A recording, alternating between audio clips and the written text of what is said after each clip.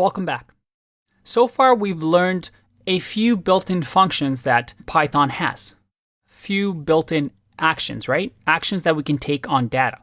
And we learned about str, we learned about int, we learned about float, and the type conversion that we can do. We also learned about type, we also learned about print. And these built-in functions in Python, well, there's a few of them. And I'll link to this resource, but there's not too many. As a matter of fact, we've also seen ones like ABS or round in our numbers video. So numbers had some functions that we can use, some built-in functions. Well, strings also has a very useful one called len, which stands for length. So as you guessed it, if I type in something like this and I print this out and I click run, I get 9 because it's calculating the length of the string. In our case, 1, 2, 3, 4, 5, 6, 7, 8, 9. The length of the string is 9. Now you have to be careful here because the length itself doesn't start at 0 as we've seen with indexes. Instead, it counts like humans do from 1. So a neat thing to do here is I can do something like this.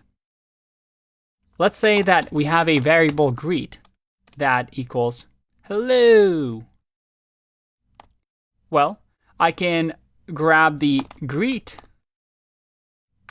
variable, which is a string, and use string slicing to grab, well, the first and then go all the way until the end. Now, the default already does this. If I leave it like this, it's going to grab hello. Oh, and make sure I add a bracket here. Let's click run. I get hello. Now, if I do 0 to length of greet, what does that mean? Well, if I click run, I still get hello because the length of greet is 9. Like so. Now, this length function is quite useful and we're going to use it a lot in this course.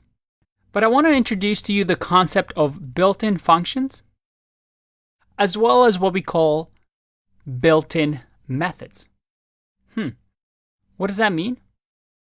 A built-in function had this syntax of the word that was highlighted in blue, and then we used curly brackets to perform some action on a data type.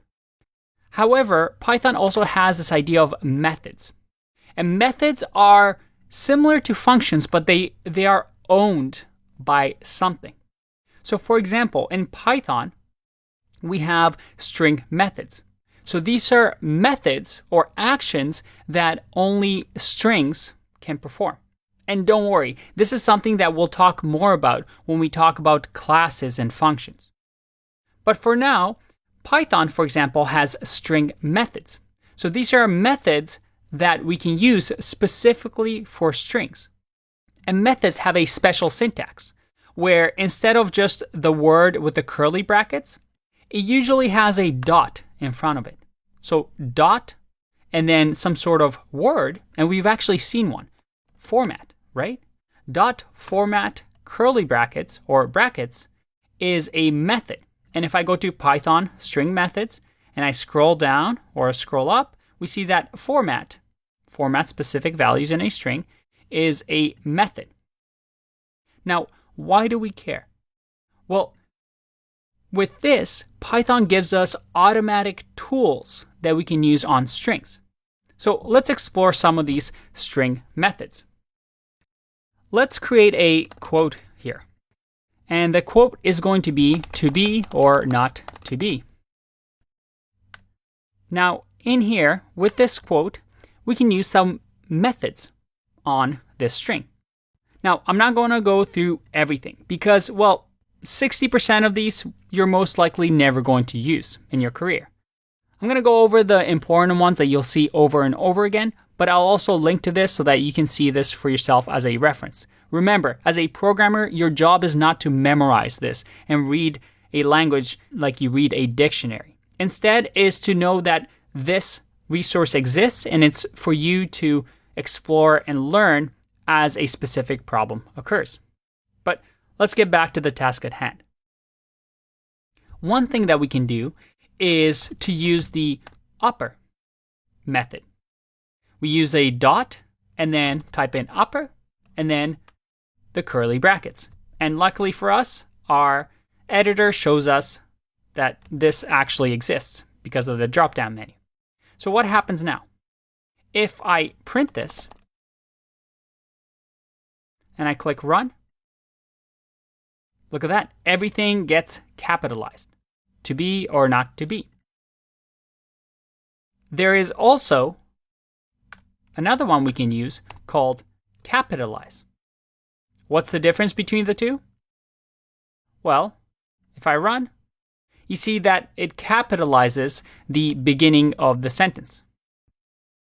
And by the way, your editor, or in our case our REPL, if you hover over this, it'll actually tell you what it does. It returns a capitalized version of S. So whatever is to the left of the dot. And a good editor will actually show you all the things available to you. So as soon as you press a dot, look at that. I see all these purple boxes, which are methods that are available to me for a string. And you see there's a lot of them. Now, don't worry about these double underscores, these dunder methods, because this is something that we'll talk about when we talk about classes. But you can see that you have different things that you can use. For example, you have lower. Instead of upper, it lowercases everything. What if I want to use find, for example? And find simply says, hey, does B exist in the code to be or not to be? And if I click run, well, it tells me that yes, quote.find has B and it starts at index of 3. So if I go to 0, 1, 2, and then look at that, 3. So we have find, which finds us the first occurrence of a piece of text. You also have things like replace, where I can replace whatever I give it as the first thing and then separate it to the second thing. So you can see over here, it tells me old and then comma, new. And I can replace this with me. If I click run, I get to me or not to me. So this replaces all the occurrences of B. Now, the final thing I want to point out to you is that if I print here, quote, what do you think is going to happen?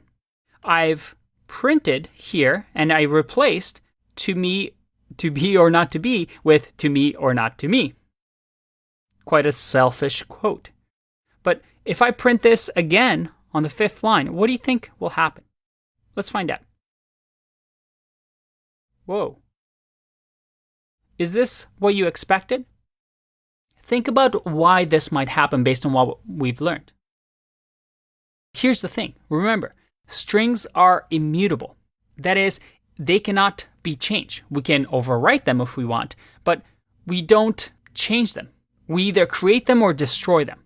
In our case, when we do quote.replace to me or not to me, it's creating a new string.